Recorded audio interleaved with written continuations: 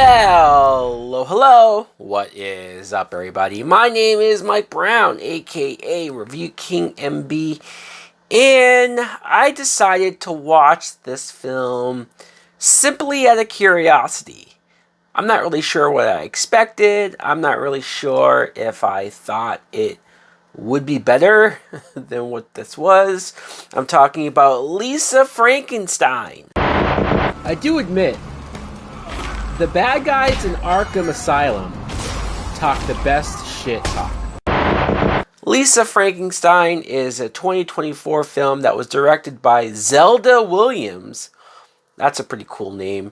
It is written by Diablo Cody, who is one of those writers that I think you either really like her stuff or you don't, right? And I've always thought that her writing was very different and kind of interesting, and I'm one of the few defenders of Jennifer's Body, for example. So I was like, well, hey, let's see how this film goes. I remember seeing the trailer a while back. It obviously wasn't something that I rushed to the theater to see, and apparently a lot of other people did not as well, but watching it at home, I thought the movie was not great. I'm trying to be as positive as possible because I don't think it was terrible. I don't think it was something that's worth me ranting and raving and shitting all over. But I definitely think there was a sort of laziness to this movie. This was not one of Diablo Cody's best writing. I just thought that this could have been punchier. This could have been funnier with the dark humor as well. It's like, man, there were so many places that this could have gone and should have gone instead of where it ended up going. Catherine Newton plays Lisa Swallows. That's the level of writing that I'm talking about. Like, I heard her last name and said, really? Come on. We could do better than this. Catherine Newton is good, and I've liked her in quite a few things I have seen her in. I like the fact that even though she's young, she's been in a shitload of horror stuff, so she's comfortable in this genre. When did I first see her? Was it Supernatural? And then she was in Paranormal Activity 4. She was in that Freaky Friday kind of movie with Vince Vaughn. Like, she's been doing horror for a while now. And I like her backstory of she's been fucked up and traumatized since her mother was murdered kind of in front of her. And so ever since then, she's been sort of lost and disconnected from people. And some people think that she's weird. Some people think that she's a lost cause. And I like the fact that this event makes her sort of drawn to the dead. So that in and of itself, I'm like, okay, this character has something going on. I also like her look and her style. It kind of reminded me, and I guess the entire movie's look reminded me of a Tim Burton movie. The film takes place in 1989, so it definitely has that aesthetic to it. But I also thought direction-wise, this felt like if you told me Tim Burton directed it, other than the writing, I would believe it. Absolutely. And some of the other cast, you have Carla Gugino, who plays her stepmother. And she was just kind of a bitch, right? She was mean to her, of course. And even though she was mean, though, I didn't know how to quite feel when her or various other characters get brutally murdered.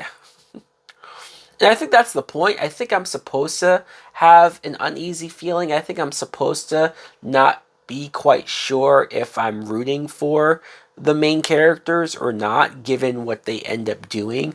But I wasn't rooting for them.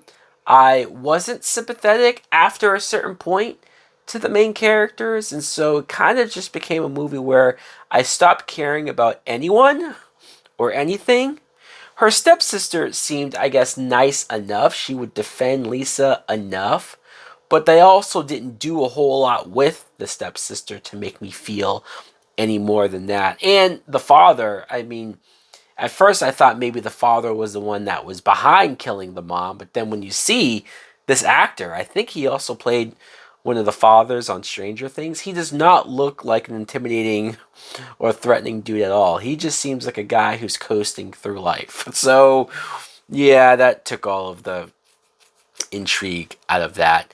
So, the real basis, the real plot of the film is because Lisa is intrigued by death. She visits this one grave almost every day, and she wishes that she could be with this dead guy, some dead guy from the 1800s.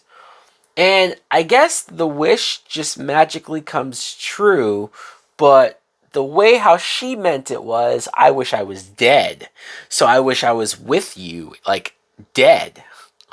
But the dead guy, comes back to life almost like a zombie like figure. And he's called the Creature. He's played by Cole Sprouse.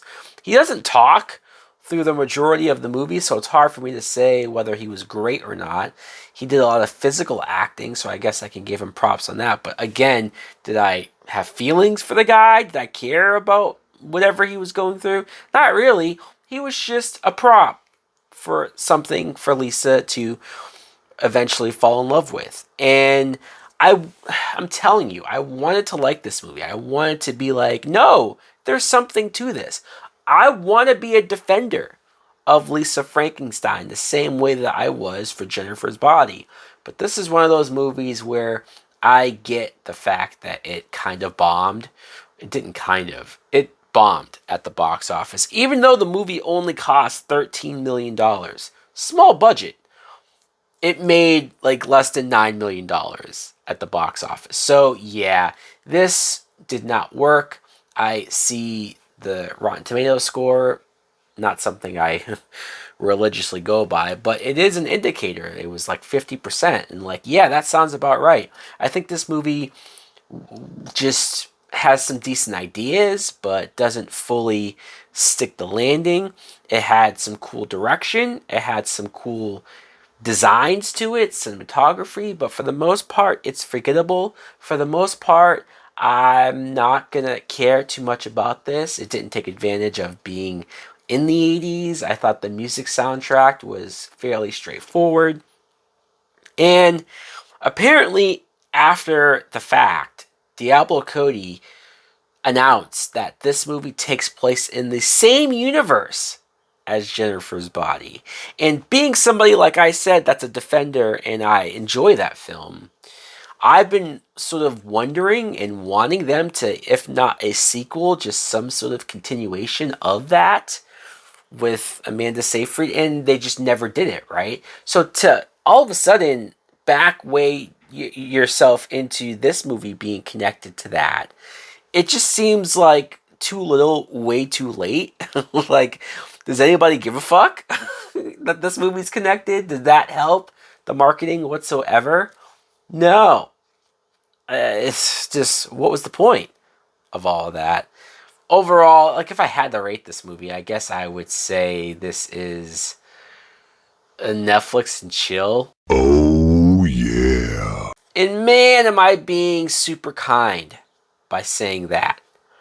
So guys, let me know in the comments below if you too saw Lisa Frankenstein. What did you think of it? Did you like it more than I did? Or do you agree that it's really forgettable?